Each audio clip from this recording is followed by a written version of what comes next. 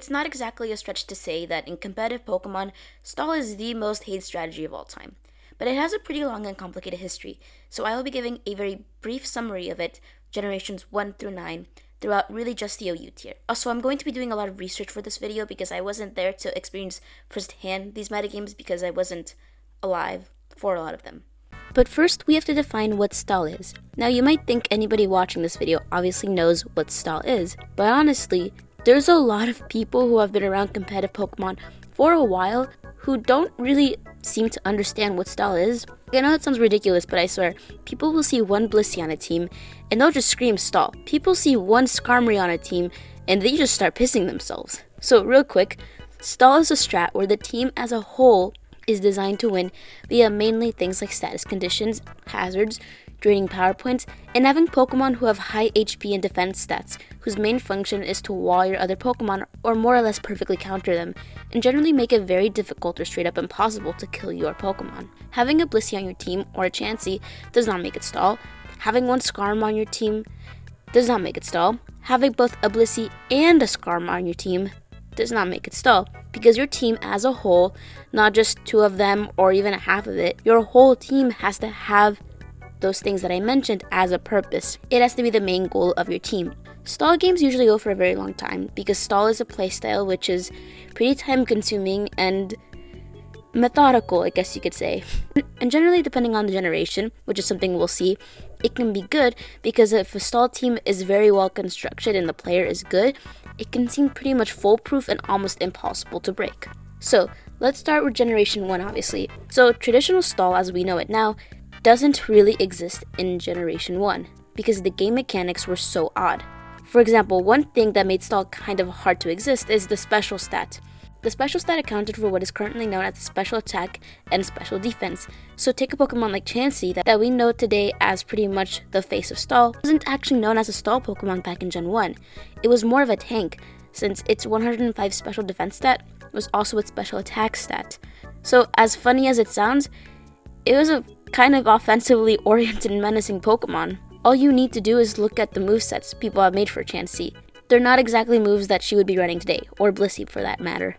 Besides that, you can max out all of your EVs, and critical hits are more determined by speed and ignore stat changes. And since there were only 151 Pokemon, there was generally not that many mons to choose from. So while we didn't have traditional stall, we did have generally bulky Pokemon. Like for example, a pretty notable strategy based on bulk alone is called Reflectlax, which is when you run Reflect and Rest on your Snorlax. So he essentially becomes kind of immortal sometimes. And you might be thinking, well, that's not stall. You're right, it's not stall because it didn't exactly exist. And feel free to correct me on this, but Gen 1 in comparison to future gens seems to be fairly offensively oriented. Stall, in fact, I'm not sure was a term that people were really using. Games could go on for long, yes, that is something people usually attribute to stall, but in Gen 1, that's more due to people spamming freeze, or people spamming rest, which isn't stall, it's just a strategy, if you can call it that. That made games go for a pretty long time as people would fish for that freeze. As when a Pokemon was frozen in Generation 1, it couldn't unthaw itself. It was essentially dead. Also, stall wasn't really possible because recovery moves were a staple of stall, and they were very limited. Only 2 Pokemon in the OU tier had recover, that being Starmie and Alakazam, 2 fairly frail Pokemon, and then obviously Chansey had Soft Boil. It doesn't leave you with that many options for Pokemon with reliable recovery. Also moves like Stealth Rock, Spikes, and Toxic Spikes just didn't exist, and that's another L for stall. On top of that, items and abilities didn't exist either. How was stall in Generation 1? Well, it wasn't very good because it didn't completely exist. Next is Generation 2. Gen 2 came around, and this is when stall finally started to pick up a little bit of speed. Now, Generation 2 is pretty slow-paced and sometimes uneventful. Now, is this stall's fault? At first I thought it was. Surprisingly, you can't really attribute that to stall, even though it did get a bit better. So, what happened exactly? Well, remember when I talked about spikes not existing in Generation 1? Well, it exists now. Also, Toxic only chips away at 1/16th of a Pokemon's HP, unlike later gens where it would be 1/8. Roar and World 1 were added, and all of these things made Gen 2 a lot more slow-paced, but not all of these things are exclusive to stall teams. Now, the GSC tier pretty much revolved around Snorlax.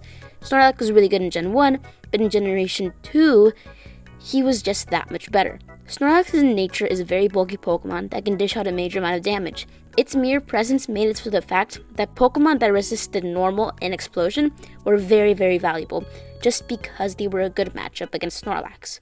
So contrary to popular belief, Stall is not the main playstyle in GSC.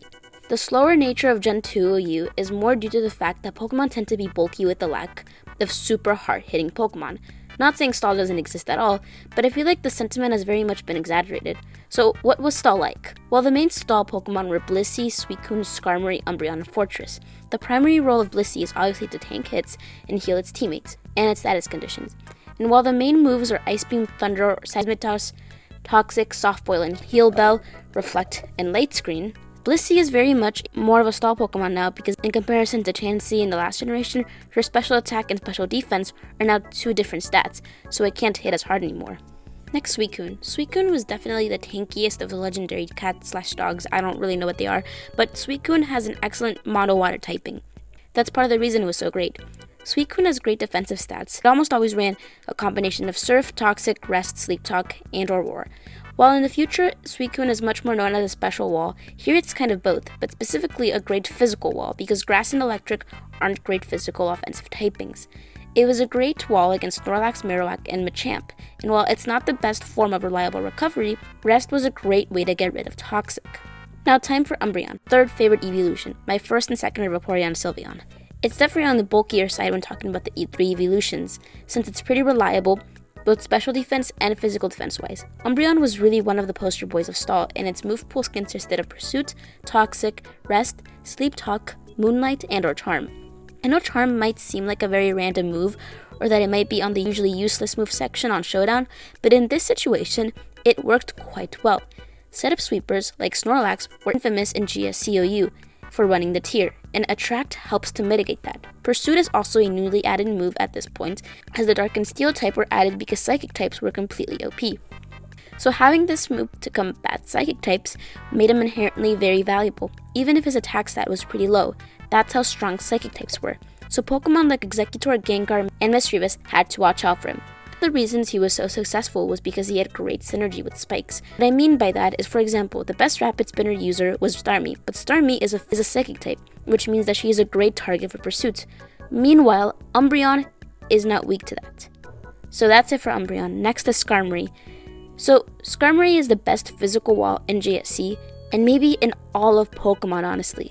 He was able to wall Pokemon like Snorlax, Marowak, Heracross, Exeggutor, Machamp, Umbreon, Quagsire, and Espeon, among more. Plus, he's the best check to Explosion, which up to Generation 4-ish, the Explosion was one of the best moves, and it was incredibly infuriating and seemingly inescapable because it halved the opponent's defense stats, so it was almost always a surefire way to get rid of your opponent. But Skarmory was your best bet against it. And even today in 2024, he is the Pokemon with the 19th highest physical defense stats, and in Generation 2, he had the 6th highest defense stats. The difference is that he has a better typing than 4 out of those 6, and he has a great stats. But the reason he's the best Stallmon in Generation 2 is because he's immune to spikes, and because he's one of the best answers to Snorlax, because he is unaffected by those earthquakes. Additionally, he also has a normal resist, so he was the only counter to Snorlax once he uses Belly Drum, because Snorlax might have Belly Drum, but he had Curse. So while Skarmory was able to block so many Pokemon, players also needed a counter against Skarmory himself. His most common set was a mix of Whirlwind, Drill Peck, Rest, and Curse. But hey, I'm sure Skarmory's Reign of Terror will probably end in Gen 2, right? Now, Fortress. Fortress had access to 3 of the most important moves in all of competitive Pokemon at the time. That was Rapid Spin, Spikes, and Explosion. Fortress was an important Pokemon partly because of this all-in-one package deal he had going on. And on top of that, he had amazing defense typing. Frankly, he was the best Rapid Spinner considering that the others were either pretty frail or had bad defensive typings. And in a game where normal type Pokemon were particularly potent, having a normal resist was great. He was also able to wall Pokemon like Steelix and Snorlax. Explosion was great since it meant that if you were in a tough situation and you needed to get rid of a sweeper who had boosted its attack too much, you could press Explosion and take everyone out, including yourself. So how was Stall in GSC? Well, it was kind of okay. I know I hyped up all of these Pokemon, and that's because these Pokemon were good by themselves, but Stall teams as a whole weren't that great. We have to wait a little bit for Stall really to be better. These Pokemon might have been staples of Stall, but against Stall as a whole, not that great. Next is Gen 3. So is Stall good now? Well, kind of not. Here's the thing. So a few things changed in Gen 3. First was that this was the first gen where you could not max out your EVs. This meant that Pokemon were generally less bulky, and Pokemon now had abilities, which meant permanent sand was now a thing thanks to Tyranitar. Now, there definitely were amazing defensive Pokemon. Pokemon were Blissey, Skarmory, Swampert, Fortress, Melodic, and Dusclops. And it just so happens that 3 of those Pokemon, Blissey, Skarmory, and Swampert, were 3 of the most important Pokemon in OU. Now, starting off with Blissey, she's still goated. I honestly don't really know what more to add. I mean, we know how good she is, and to be honest, you know how good she was before clicking on this video. But something about Blissey specifically to this generation is that this is the first gen where she truly shined. Like, she was always a fantastic Pokemon, but now she's even better. Part of this is because passive damage. Since sand was now a huge issue, that meant that Blissey's bulk was more important than ever. And while Blissey was a great addition to stall teams, most teams had Blissey in general, not just stall. And speaking of abilities, she got Natural Cure, which only emphasized how resilient Blissey was. And you could still choose to run a more offensive Blissey by using. And I know it might sound funny now in Gen 9, now that Blissey and Chansey aren't necessarily in the best of places, but she was pretty offensively threatening to a certain extent. So Blissey was still very, very good, and she'll remain very, very good for a while. So now Skarmory. Many amazing Pokemon were added, but he continued to be a great wall. He ran sets including Whirlwind, Protect, Toxic, and now Spikes. Even though Skarmory was a menace in Gen 2, and Gen 3 Skarmory just had another level of importance because he had Spikes. So now he not only had the role of a physical wall, but also a hazard setter, and honestly, he is the best spiker in this tier. Blissey and Skarmory were particularly an amazing combination. The Swampert. Swampert, my beloved, was also a good stall Pokemon. Now, Swampert was not limited to just being stall, as he was always going to be a good defensive Pokemon because of his stat distribution and his typing, but he also had great offensive capabilities. Swampert has resistances to Fire, Rock, and Steel, 3 very relevant offensive typings. That means that he's resistant to Stealth Rock, immune to Electro-type moves, and arguably, more importantly, is immune to Sand, which again, really emphasized its longevity. While he doesn't have access to reliable recovery, he still manages to check many relevant Pokemon, like Zapdos, Heatran, and Jirachi. Now, Swampert could run so many different sets. He could run things like Earthquake, Ice Beam, Protect, but he also had access to moves like Cursed, Rest, and Sleep Talk. So you never truly knew what you were up against him. Next is Melodic, who worked as a great physically defensive wall. Now, its defense stat is 79, and its special defense is 125. So why was it a great physical wall? Well, remember, this was Gen 3, which meant that what dictated whether a move was special or physical was its typing. So since Grass and Electric moves were especially offensive typing, it had no weaknesses physically, but honestly, it functioned well as both. So Melodic and Swampert were both the reason and contributive factors to the term bulky water. And although Melodic's last of a secondary typing was kind of a problem since, for example, it wasn't immune to sand like Swampert, she did have things that he didn't, and that was access to Recover. And something to note about Recover in Gen 3 was that it had a grand total of 32 power points, so recovery spam was very present. Besides that, she also had access to Haze, Surf, Ice Beam, Toxic, and Refresh. Marvel Scale also worked well for a role as a physical wall. So essentially, it was a great mixed wall, and it was able to counter Pokemon like Blaziken, Salamence, Tyranitar, Metagross, Aerodactyl, particularly because it had access to Ice Beam. Next is Dusclops, which is a bit of a niche pick for Gen 3. Dusclops worked well as a physical wall. While he wasn't the most popular, he had a few things going for it. First of all, Ghost types in Gen 3 are pretty inherently valuable because hazards are a huge thing, and so Rapid Spin is a huge thing. And you know what blocks Rapid Spin? Ghost types. The most common Ghost type is Gengar. It's kind of frail and very weak to pursuit. Dusclops, however, has a much higher defense and special defense stat and is less susceptible to go down to a pursuit from Tyranitar. On top of that, he's immune to Normal and Fighting, which are 2 of the most common physically offensive types. He would usually run were Shadow Ball, Will-O-Wisp, Pain Split, and Nightshade. Will-O-Wisp was a great move since only 2 Pokemon who had access to it in the tier, besides him, were Gengar and Moltres. Gengar again being pretty frail, and Moltres not being able to block Rapid Spin. Overall, he was a bit of a niche pick since he's UBL, but he's a very good bulky spin blocker. You need him. Next was Fortress. Fortress was just as good as ever, as the things that made him special, like Spikes, Explosion, and Rapid Spin, were still very important now. Common sets included Spikes, Rapid Spin, Toxic, Rest, Explosion, Gyro Ball, and Payback. Fortress, though very much a hardcore style Pokemon, could use Pigback to take care of Pokemon like Gengar, but on top of that, he now had access to Gyro Ball, so his low speed could now be put to good use. So, how effective was Stall in Gen 3? Well, it actually wasn't super effective. See, all of these Pokemon might have been good again, but Stall teams weren't super popular for a few reasons. First of all, Infinite Sand was a thing, which meant that Pokemon weren't able to fully benefit from leftovers. That's a pretty big deal, when part of the main point of Stall teams are them being healthy throughout the whole game. Also, the most common recovery move in this gen is Rest, which, as you can imagine, isn't the best recovery move since it usually requires Sleep Talk. It's not super pragmatic. But anyways, only 3 Pokemon actually got Recover in OU. On top of that, Ductrio was a big problem since he had Arena Trap. And Trappers in general are a good way to combat Stall teams, since Stall teams usually can't deal enough damage to get rid of Trappers, and it was good against Blissey. Although, in regards to trapping abilities in future gens, particularly Gen 6 and 7, we're going to see the tables turned for a bit of foreshadowing. So, how was Stall in Gen 3? Well, it got better, but it wasn't incredibly impressive. So far, 3 generations, and Stall isn't something I would say is incredibly notable. Gen 4. So the physical special split as we know it now has happened, and many things are about to change. Stall as a whole was now better than in Gen 3. Right away, 2 very important moves were added, Stealth Rock and Toxic Spike. Toxic Spike's a significant move, and definitely a good addition to Hazards, but Stealth Rock would go on to be a redefining moves in singles. Now, as for Stall Pokemon, again, there was Blissey of course, and I'm going to let you take a guess as to what role she took. Was it A, a frail physical attacker? Was it B, Revenge Killer? Or was it C, a special wall?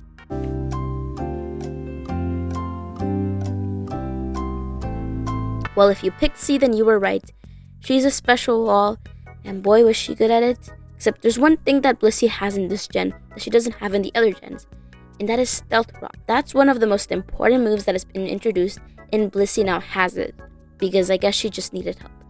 Blissey is able to wall Pokemon like Heatran, Latias, Kingdra, and literally any special attacker that even dares to get in her way. With new fighting type moves like Focus Blast and Aura Sphere, you would think Blissey would have some trouble, but no, she was still managing to wall those attacks and to keep her teammates happy via moves like Wish. And in this generation as well, Skarmory and Blissey were still the dynamic duo. So how was Skarmory in this gen? Well, he was still fantastic. So fantastic, he had a genuine place in Ubers. Skarm Bliss made an excellent duo because all the Pokemon that Blissey couldn't wall, like Machamp and Metagross and Breloom, were Pokemon that Skarmory could very much deal with a pretty standard set consisting of Spikes, Whirlwind, Brave Bird, Counter, Taunt, and of course Roost. And that last move is a major win. One of the main problems last generation, like I said, was that a lot of Great Walls didn't have access to reliable recovery that wasn't Rest. And now Skarmory, the best physical wall, finally has Roost, which just meant that it was a lot harder to get rid of now. On top of that, there's a new Pokemon called Hippowdon, I think, was introduced, and after Skarmory, he was the best physical wall in the entirety of OU. Hippowdon has 108 HP stat and an 118 defense stat, with a mono ground typing.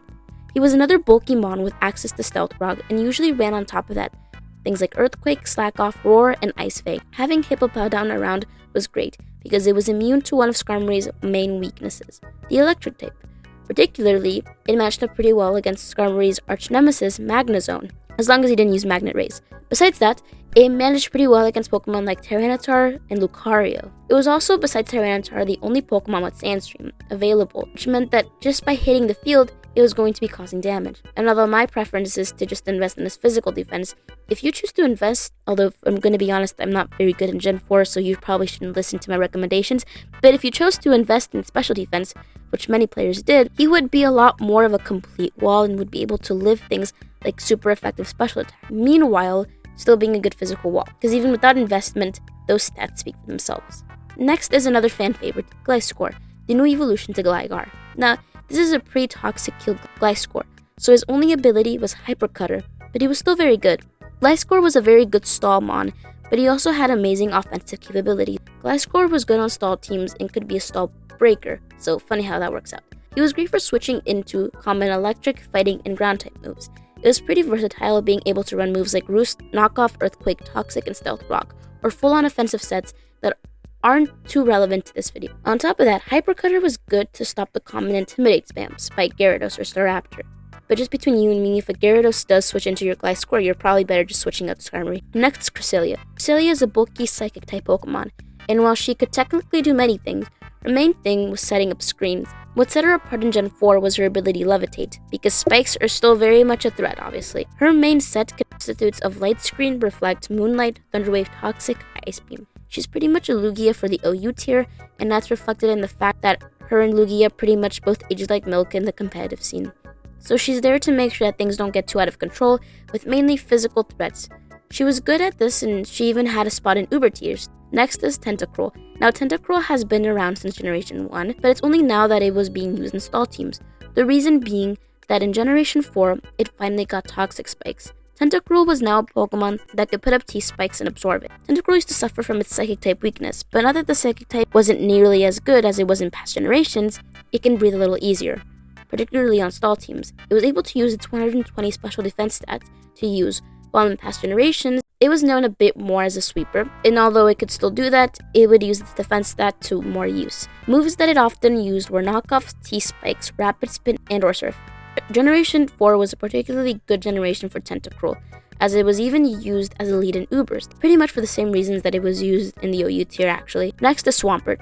Swampert was still enjoying being an OU in Generation 4, and it was still a great example of a bulky water. Swampert was another Pokemon that, while it was used on stall teams, was not limited to it. In Generation 4, Swampert was another Pokemon that got Stealth Rocks, and obviously only added to how good it was. When it was using more stall-oriented sets, it would use Stealth Rock, Roar, Protect, Earthquake, Curse, Rest, and Sleep Talk. But just like Gliscor, he had some really amazing offensive capabilities. So how good was Stall in Generation 4? Oh, also, this is, editing version of me. I forgot to mention Bronzong. My bad. Bronzong was a great Pokemon with a Steel Psychic type. It was often used as a lead and had two great abilities in Levitate and Heat Proof. Levitate was its most popular one because it allowed it to ignore damage from spikes, but Heat Proof was also good since it had to deal with Pokemon like Infernape. It had access to Gyro Ball, Psychic, and Explosion, as well as Stealth Rocks. And because it had a good typing and good physically defensive stats, and especially defensive stats, it could go both ways. It just depended on what you needed to do. I'm reciting this off of memory from when I was playing Gen 4 so that I could get some more perspective for this video. So sorry if that's wrong. The script is 24 pages, guys. I'm sorry. I'm bound to forget some things. It wasn't the most popular type of strategy, but it was good. I would say it's the first generation where stall is actually truly viable. Not like in Gen 3 where like you could use it, but like you're probably not getting super far. Generation 4 as a whole is a pretty balanced generation where you can get creative and you're not forced to use certain types of teams. Part of the reason stall was more viable was because of hazards, since again, part of stall team's main strategy is to use hazards, although again, that's not exclusive to stall. And also, a good amount of new Pokemon that were added were just naturally bulky Pokemon who fit well in stall teams, and had good defensive typings on top of that. So moves like Wish and Roost now had better distribution, and it was easier to keep your Pokemon alive. Next, Generation 5. So then, Gen 5 came along, and you know all that progress that Stall made in Generation 4? Well, throw that all away, because Stall wasn't very good in Generation 5. In fact, it's probably the worst generation for Stall so far since like Gen 1 and 2, and Stall didn't even properly exist in Gen 1. So why wasn't Stall very good in Gen 5? Well, that was because weather teams were the most popular teams by far, and Weather Wars went crazy. And it's probably the most controversial generation to date, because still to this day there are changes being made. Since I am recording this video on May 29th, I remember Cloyster was banned, so again, pretty controversial. Anyways, there's a page called History of Bans in Black and White on Smalgon by Jukan if you're interested, but as far as Stall goes, didn't stand much of a chance against weather teams. This isn't going to be a history of weather in Gen 5, but to explain why Stall was particularly ineffective, I have to explain why weather teams were so broken. So first of all, sand teams, because it was the signature ability of Tyranitar. But now in Generation 5, it was the first time sand teams as a whole were becoming super relevant, particularly because one of the Pokemon, also known as Excadrill, and Excadrill's ability is Sand Rush. So basically there was a Pokemon with 176 speed, a 135 base attack stat, and access to stab earthquakes with a great steel ground typing. And he was very good. He was very good for sand teams. He was so good that he was banned. So Not even bulky Stallmons could handle it. But that wasn't it, because there were also new offensive behemoths like Landorus, who were a huge problem. And bulky ground types like Hippopowdown and Gliscor were now seen on sand teams rather than Stall. On top of that, Pokemon like Garchomp now fell down from Ubers to OU. The power creep was a lot. Rain teams were also relevant in Generation 5. Very, very relevant, partly because of Politoed, since he now had the ability Drizzle. That meant Pokemon like Kingdra, Starmie, and Gyarados, who were already very menacing, are now even more dangerous. Sun was also a huge problem to deal with, Ninetales being the main Sunsetter, and new Pokemon like Volcarona having huge offensive capabilities, and of course Heatran and Victini doing typical Heatran and Victini things. On top of that, gems were a huge problem. Gems are a one-time held item that boosts the power of a holder's damaging move of the corresponding type, which were very controversial themselves. But what happened to our beloved Stall Pokemon we grew to love? Well, lots of them fell out of the OU tier, or were still OU but just weren't that good. Blissey, for example, was being outperformed by Chansey, who now had access to Eviolite. But out of all the Stallmons, both Blissey and Chansey were two of the ones that managed to stay relevant, because though Stall teams as a whole weren't that good, Blissey and Chansey were still amazing special walls that could handle the plethora of new and powerful special attackers like Volcarona. But that only lasted for a bit because new Pokemon called Hildeo came around and really tried very hard to ruin things for Chansey and Blissey with the new move called Sacred Sword that seemed tailor-made to ruin Chansey and Blissey. Although they stayed OU through most of Generation 5, though sometimes dipping to UU, they weren't as good as they used to be. Still very, very good, don't get me wrong. I don't think there's ever been a point in history where they were unusable, but they did suffer a little. So what about our favorite metal bird? No, not you, him. Well, Skarmory was probably one of the Stallmons that held out the best against all the offensive threats. That's mainly because it matched up pretty well against sand teams in the scary Garchomp and Excadrill before it was banned. Mamoswine, Landorus, and even though its more iconic set was a physically defensive one, it sometimes would run a specially defensive set. And it became used a lot more, because even without this thing and a special defense stat, he is still a good physically defensive wall. In the addition of the new item Rocky Helmet, and with the addition of the new item Rocky Helmet, Skarmory became synonymous with chip damage. Next is Hippopowdown. Hippopowdown was now a staple of sand teams, as it was tied with or arguably a better sand setter than Tyranitar since he was far bulkier. It was still a great physical wall and managed to tank hits so that its teammates can do major damage. Because it was so durable, it could outlast other Pokemon in Weather Ward. Hippopowdown and Tyranitar actually made for great teammates, and it made it hard for other weather teams to stay dominant throughout the match. However, if there's a will, there is a way, and although hard, there were indeed Stall teams. I don't know why they persisted, but they did, and on these teams, who were those Pokemon?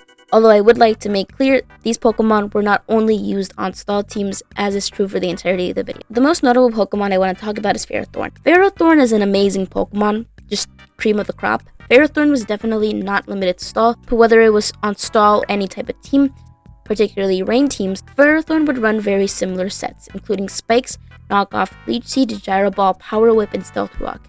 There is no other Pokemon that can fill the role that Ferrothorn plays. Ferrothorn has great physically defensive and especially defensive typing.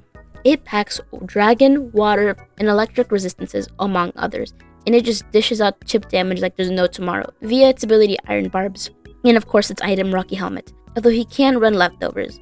Ferrothorn was a great counter against the amount of Outrages and Draco Meteors being thrown around, and it was great against Dragonite, Curium, Latios, and Salamence. Truly an amazing Pokemon. Next up is Jellicent. Jellicent was a pretty good answer to offensive Water-type Pokemon, and it doubled as a spin blocker. It was a good counter against certain versions of Heatran, Starmie, Seismictoad and Fortress, and Toxicroak. Her and Pharaoh made particularly great teams, as Fortress would stack on hazards and Jellicent made sure that they would stay there. It would often run sets like Taunt, Recover, Nightshade, and Will-O-Wisp. It was definitely one of the most important water types in the tier. Other than that, how is our great friend Gliscor? Gliscor got a brand new ability in Poison Heal, which from now on was his go-to ability. Gliscor defined a place on Stall and non-Stall teams, and he saw access to Stealth Rock. He would run things like Rocks, EQ, Protect, Knockoff, U-Turn, Substitute, and Roost. It was able to tank the fighting type moves from Pokemon like Terrakion, and it was one of the most amazing physical tanks, because offensively, it was outdone by Lando. Gliscor had a stiff competition, but still managed to be relevant because it was very, very flexible. Next is our slimy little slug, Gastrodon. Gastrodon's claim to fame is its ability Storm Drain. Like I said, Rain was absolutely devastating this generation, and Gastrodon's ability let it absorb those hits. Not only was it a wall against most water-type Pokemon, it was also great against Tornadus, Rotom Wash, and it could take hits from Latios. Gastrodon is one of those Pokemon whose stats may not look impressive, but its ability and typing sets it apart from the rest. It would usually run EQ or Earth Power, Ice Beam, and Recover, as well as Toxic. So, how was Fortress?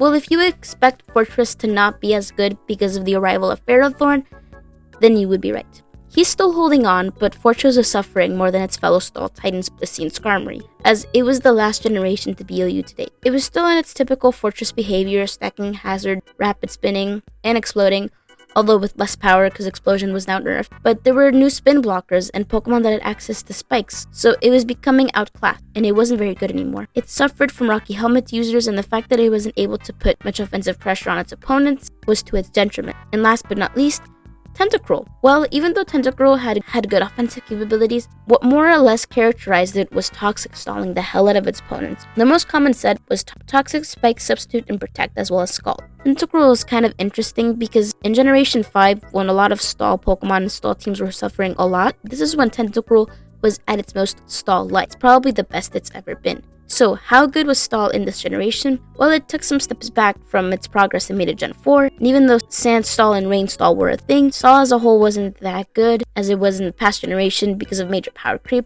and its fast-paced nature of Gen 5. Next is Generation 6, and while writing this section, I got whiplash, just by how different Gen 6 and Gen 5 were. So what changed? Was Stall any good? Yes, Stall was good. Stall was so good in this gen, and it was kind of a problem. Weather was no longer what defined the meta, Stall was. I'm going to start out this video with our favorite little demon, Mega Sableye. Sableye got a Mega Evolution in Generation 6, with its new ability Magic Bounce, and boosted stats, and literally nothing has been the same ever since. Mega Sableye has 3 immunities, to Fighting, Psychic, and Normal. Sableye was an excellent lead, being able to reflect Hazard. It was a great counter to super dangerous threats like Mega Medicham, for example, and for the longest time, it was itself a top threat. Pokemon themselves are rarely considered top threats, but Mega Sableye defensive prowess was itself overwhelming. In only one generation, it was able to cement itself as one of the best stall Pokemon of all time. It was good, so good in fact that it was banned to Ubers. But it wasn't an automatic ban, so for a while it was literally just running Gen 6. But we can't talk about it without talking about its partner in crime, Gothitelle. Gothitelle in Generation 6 is known for having Shadow Tag as an ability that traps Pokemon, so they can't switch out. This is different from Arena Trap because it only applies to grounded Pokemon, but Shadow Tag applies to everyone. Gothitelle would essentially trap a Pokemon via its ability and then use Trick to neutralize the target. Along with this and 5 other stall Pokemon, usually including Mega Sableye, they would provide support for Gothitelle. And this team structure was very sound. It was overwhelmingly good. So I'm going to give you another multiple choice quiz. What do you think happened to Gothitelle? Did she A, continue to run the tier, B, fall down to UU, or C, get banned to Ubers?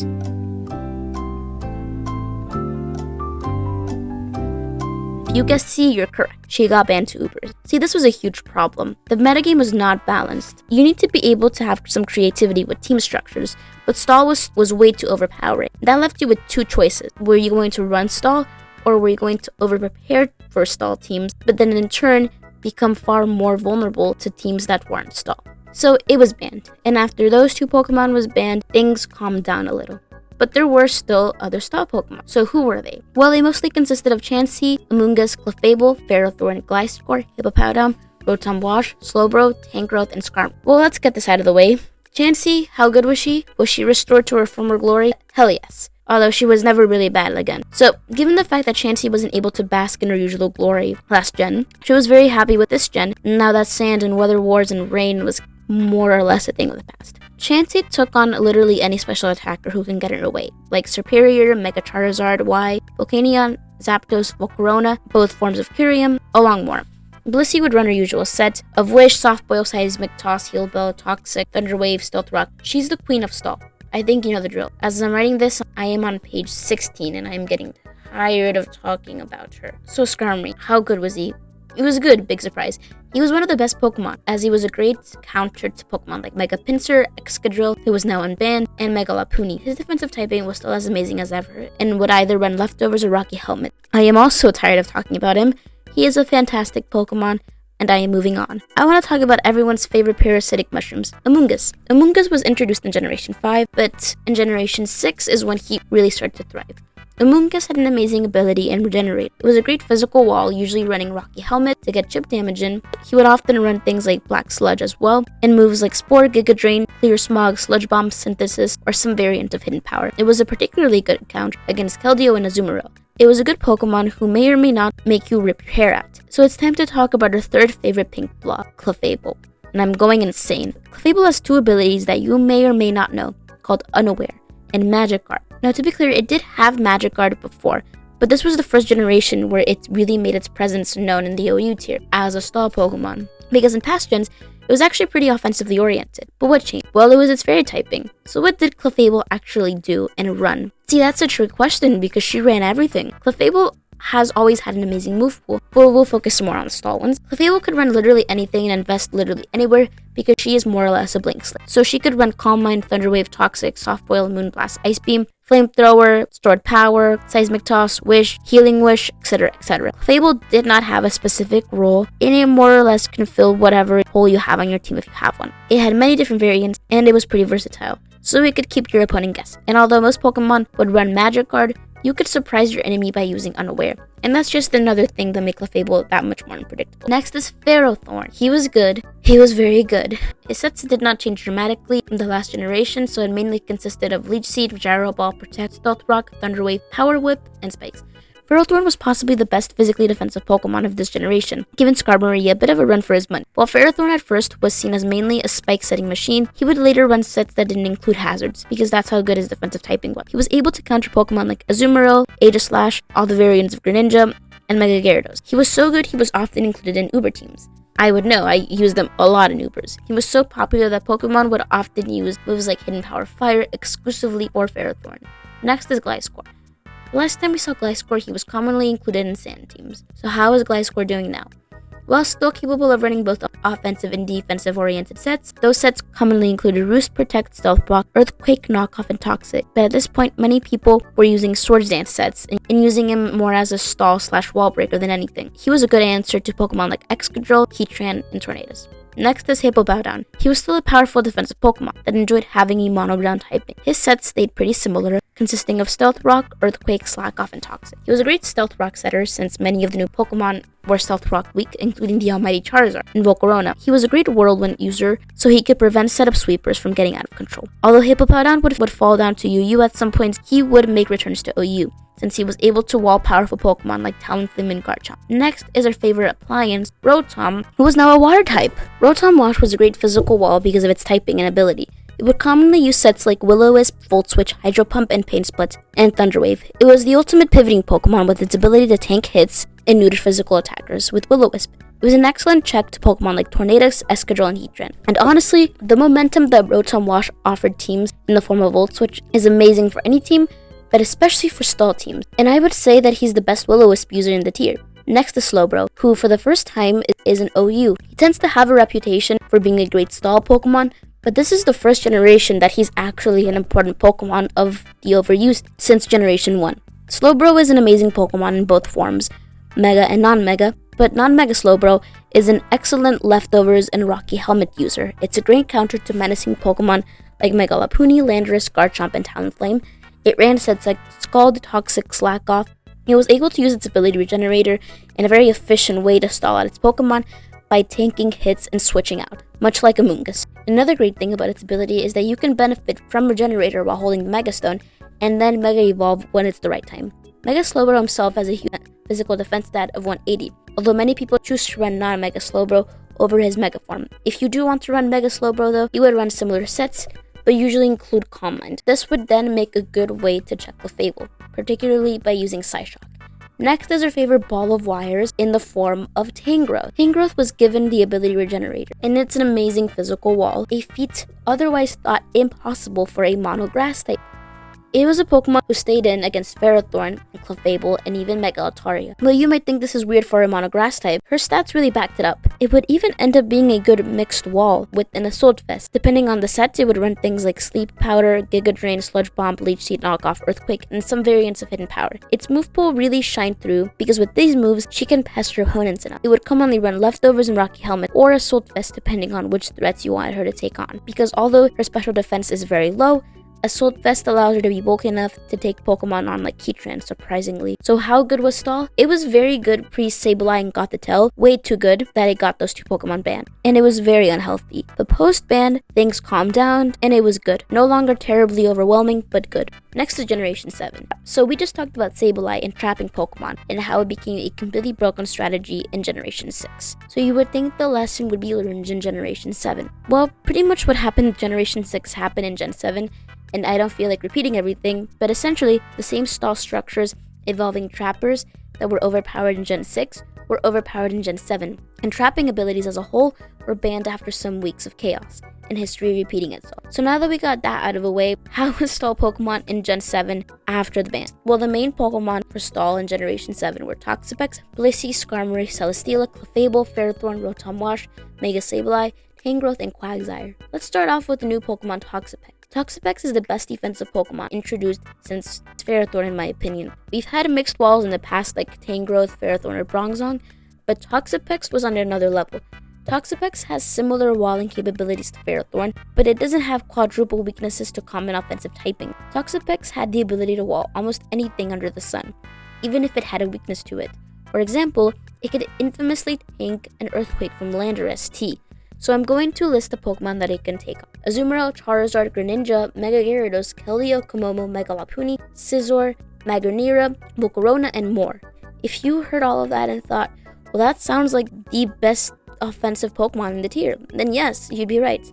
Toxapex was a top threat this generation, with one of its best abilities in Regenerator. Its movesets would include Haze, Scald, Toxic, Toxic Spikes, Baneful Bunker, Recover, Infestation, and Knockoff. It was one of the two users of Toxic Spikes in the tier, the other being Greninja, and the only one of 3 Pokemon with Haze. It's the best mixed wall of all time in my opinion. And even Pokemon that were seen as somewhat counters to Toxapex weren't completely safe switch-ins. Even Pokemon like Garchomp that could hit Toxapex with super effective Earthquakes were vulnerable to being burnt with super effective Scalds.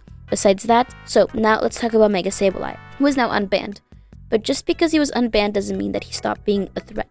Sableye was still the best hazard blocker of Gen 7, and it remained to be the only real switch into Mega Metachamp that even the almighty Toxapex couldn't exactly switch into due to taking too much damage from super effectives and headbutts. He was one of the best utility Pokemon with moves like Knockoff, Recover, Will-O-Wisp, Protect, Taunt, Foul Play, and Toxic. Pokemon that had to fear Mega Sableye included Mega Charizard X, Kartana, Excadrill, Landorus, and Ferrothorn. In general, physical attackers hated this Pokemon because of its ability to tank hits and use Will-O-Wisp. Toxapex actually made a great team with Sableye because it had a resistance to Sableye's only weakness, its quadruple weakness to Fairy. Speaking of good teammates, the most iconic defense cores of stall teams in Generation 7 included Toxapex, Sableye, and Chansey. Chansey was still doing very well, by the way. Chansey was the best special wall of this gen, big surprise, and it was able to take on special attackers like Cephalon, Greninja, Latias Superior, Tapu Fini, Tapu Koko, Tapu Lele, Volcarona, and Zapdos. And as for the sets it ran, the same thing it always did. I will not repeat it anymore, I am tired. Next is Celesteela. Celesteela was a new Pokemon on the block that had the same typing as Skarmory. Celesteela has good stats, and that let it be a great mixed wall with its great ability in Beast Boost. And while Beast Boost is often a bit better on a sweeper, it certainly doesn't hurt Celesteela. It was good against Tapu Lele, Tapu Bulu, Garchomp, Azumarill, Excadrill, Gliscor, Hawlucha, Kartana, and Landorus. Celesteela can go either way in terms of it being a physical or special wall, but when it comes to being a physical wall, it gets outdone by Skarmory. It would often run Leech Seed, Air Slash, Heavy Slam, Protect, Flamethrower, or Ingrain. Of course, Celesteela makes a great team with their favorite Toxapex, so when investing in special defense, it matches up well against Psychic types. So, back to our favorite Mono Fairy type, how was Clefable? And yes, she was still relevant. Clefable was just as versatile as in this generation as the last one, since it was a good defensive wall. And this version of Clefable would go on to be a great matchup against the dragon types of this tier, like for example, like Garchomp, or the fighting types like Mega Lopunny and Hawlucha. And if it decided to run a Calm Mind set, it could cause trouble for Zapdos and Greninja. Those sets could constitute of Soft Boil, Stealth Rock, Moonblast, Thunderwave, Thunderbolt, or Fire Blast. Even though the preferred ability was Magic Guard, Unaware was still a viable ability because it was less popular, and it made for a very good way to surprise your opponents. Next is Ferrothorn. How was he doing? He was good, as always. He honestly didn't change much from the last generation, and he was still the best hazard setter. Whether it was Spikes or Stealth Rocks, he was still one of the top defensive Pokemon, and it made a great team with Mega Sableye, Ferrothorn. Ferrothorn took care of some major threats, including all of the top boosts, Greninja, Mega Swampert, Kyurem Black, as long as it wasn't running HP Fire. Ferrothorn would also made a great teammate with Toxapex, and with literally any Pokemon on this list. While this generation was menacing to Ferrothorn via Z-Crystals, it also had great teammates to bring out its full potential and cover its few flaws. Speaking of annoying OU veterans, how was our friend Rotom washed? Rotom was still one of the best defensive pivots in OU, with it being the best Electro-type pivot alongside Tapu Koko. What made it great is the same from Gen 6 to Gen 7, since Bulky Waters are always desirable. And Bulky Waters with Levitate and its ability to cripple physically offensive Pokemon is even better. As a whole, nothing really changed. He's still running similar sets and walling the same Pokemon. This generation is the second time Tangrowth has been OU. Not even Power Creep and new Z moves were enough to make her drop a tier. She's still very good, and a good Rocky Helmet user and Assault Vest user, capable of taking hits by both attackers. This is reflected in the fact that she's good against Tapu Koko, Garchomp, Greninja, Landorus, and Mega Metagross. Next is everyone's favorite Stallmon, Quagsire. Quagsire is a Pokemon that comes to mind when we think of Stall, so why haven't I mentioned him until now? Well, even though Quagsire has been a Pokemon that has had niches in OU through the gens, this is the highest that it's ever been at UUBL. Because this is long enough and I didn't mention Pokemon lower than OU, but it felt wrong not to mention Quagsire at all. So Quagsire has okay defensive stats and has good move pools, but there are many other Pokemon who are better physically defensive Pokemon and have even better move pools and even better stats. So what made Quagsire special? Well, it was both his typing and his ability Unaware. Quagsire is a lot like Clefable in that sense, but it's not as versatile. Quagsire was able to ignore stat boost, great response for setup sweepers. It would usually run Scald, Recover, Earthquake, Curse, and Toxic. Pretty standard sets and not much diversity, but it didn't matter because it got the job done. And the Pokemon that had to be scared for their lives of this friend-shaped bean included Mega Charizard, Landorus, Keldeo, Gliscor, and Mega Scizor. Quagsire was a great Pokemon, but because of its stats, it had a bit of a hard time. It was a bit hard to keep alive, so it very much loved its wish users. Last but not least, Skarmory. Would you be surprised if I told you that it's still thriving? Skarmory's walling physical attackers like there's no tomorrow. Not even Z moves could stop him or clip his wings. He was still great against physical attackers. Not even kidding, he walls almost all of them, but I think you expected that. So how good was Stall in Gen 7? Well, it was too good before the bans, and afterwards, it was still good. Not too overpowered, a valid strategy. This is the second generation in a row where Stall has been at his best. In my opinion, it was even better than in Gen 6. Next is Generation 8. So how did Stall dwell in the generation that was defined by Gigantamax and an overwhelmingly powerful gimmick that was banned? Well, first of all, who were the Pokemon that were relevant? That included Corviknight, Blissey, Toxapex, Ferrothorn, Clefable, Slowbro, and Slowking. So this was a gen where several Pokemon fell down to UU, most notably your favorite couple, Chansey and Skarmory. So what happened? Well, let's start off with Chansey. Blissey is now better than Chansey because heavy duty boots. We spent a lot of time talking about the importance of hazards, so now that there's an item that can make you immune to damages of hazards, so now players had to choose. Were they going to choose Chansey, a Pokemon with higher defenses with Eviolite, or Blissey with some Tims? The answer is Blissey with some Tims. This made sense, though, because for the past gens, one of the only flaws that Blissey and Chansey had were that it seemed that often it took more damage from hazards than it did from actual special attackers. Next is Skarmory. Why exactly did it fall? Well, there was another Pokemon on the block called Corviknight. Corviknight was also a defensively oriented steel flying type, but what exactly made him better? Well, number one, abilities. You might have noticed that as much as I talked about Skarmory, I haven't talked about his abilities, and that's because it's kind of a lackluster aspect of him. He has abilities like Weak Armor, which is just bad, and Sturdy, which is not a bad ability, but it doesn't match up well with Skarmory, because the whole point of Skarmory is being able to take multiple hits in a row, and not being O-code, so again, not very useful. Corviknight though has a much better ability in Pressure. Pressure makes it so that your opponent burns through his power points faster. And you can imagine that since Corviknight is often going to be used on stall teams, the ability to do that is very valuable, because it puts pressure on the opponent, that they just can't simply spam attacks or hazards. See, Corviknight has all the tools Skarm has, including Defog, but Defog has less power points than hazard setting moves. So if your opponent just spams hazards and Skarm spams Defog, you will run out of Defogs before they run out of Spikes or Stealth Rocks. But now with Pressure, Corviknight is able to whittle down the hazard moves while still having all the defogs necessary. On top of that, Corviknight has U-turn, which is one of the best moves, period, and Skarmory just didn't get it. I mean, you might be thinking, well, Skarmory can set hazards and Corviknight can't, but now there's the introduction of heavy-duty boots. And that doesn't mean that hazards are not as important, but they're not as valuable. So that was no longer a trump card that Skarmory had over other Pokemon. Now let's elaborate some more. Corviknight usually ran Iron Defense, Body Press, Roost, U-turn, Defog, and Brave Bird. It was a pretty predictable set, and Corviknight was never going to surprise you, but it was good at what it did, like father, like son. It was good against Landorus, Garchomp, Rillaboom, Kartana, Weavile, and Urshifu Rapid Strike. Next is Slowking Galar, a regional variant of Lopunny, obviously. Slowking Galar was a very important addition to the game, having a great typing of Psychic and Poison, with an amazing ability, and you guessed it, Regenerator. While it's obvious how great a defensive Pokemon it can be, what sets it apart is its surprising offensive potential.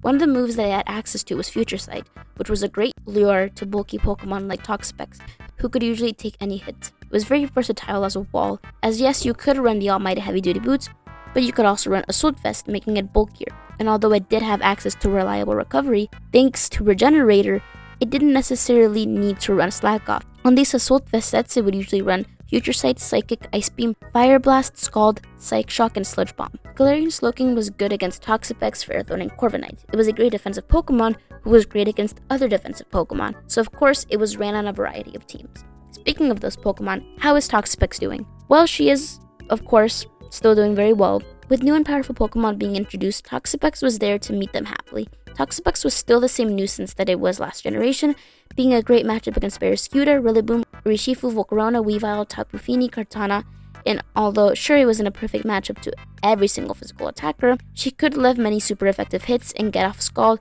hoping for a burn, which happens far more often than Focus Blast hits. Definitely top 3 defensive Pokemon of this generation. She was running similar sets last gen, and besides that, nothing much changed. She didn't need to change. Now Ferrothorn.